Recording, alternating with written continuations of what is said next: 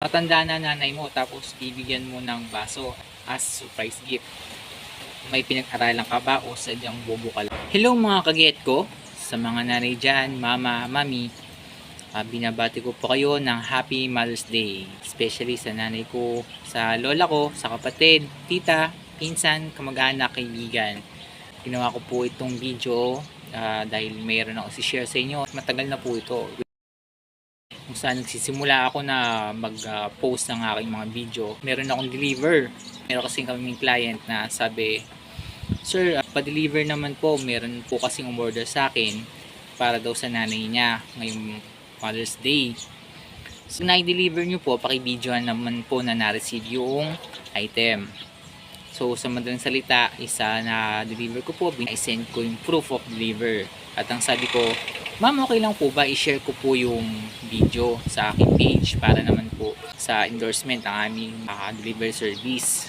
So, ayun, na-post ko at makita sa video, tuwang-tuwa yung nanay. Expected pa nga niya isa cellphone kasi naka-box yun eh. Pero ang laman nun isa isang set ng coffee with mug. Then, after posting, ang daming nag-comment, mga good comments. Syempre, hindi mawala yung bashers yan, mga negative commenters, no?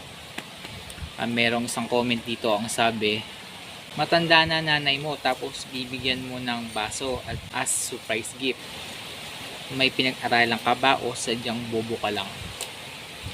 Siguro rich kid yun o galing sa mayamang pamilya, kaya niya nasabi tong comment na to, no? Pero imaginein mo, siya kaya nakapag-bigay ng regalo sa magulang niya?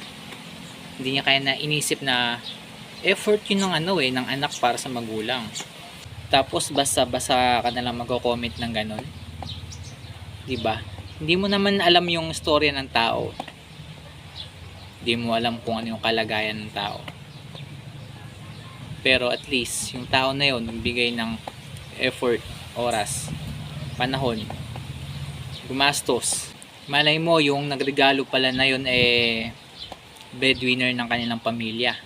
Tapos nag-effort pa siya para sa Mother's Day. 'Di ba? Sana kahit sa ganung simpleng bagay matuto tayong appreciate. Kasi yung magulang hindi naman nag-expect yan sa mga anak ng mga malaking bagay. Kahit simple lang yan, ma-appreciate nila. Kahit nga sabihin mo, "Ma, Happy Mother's Day, I love you," okay na yun sa kanila.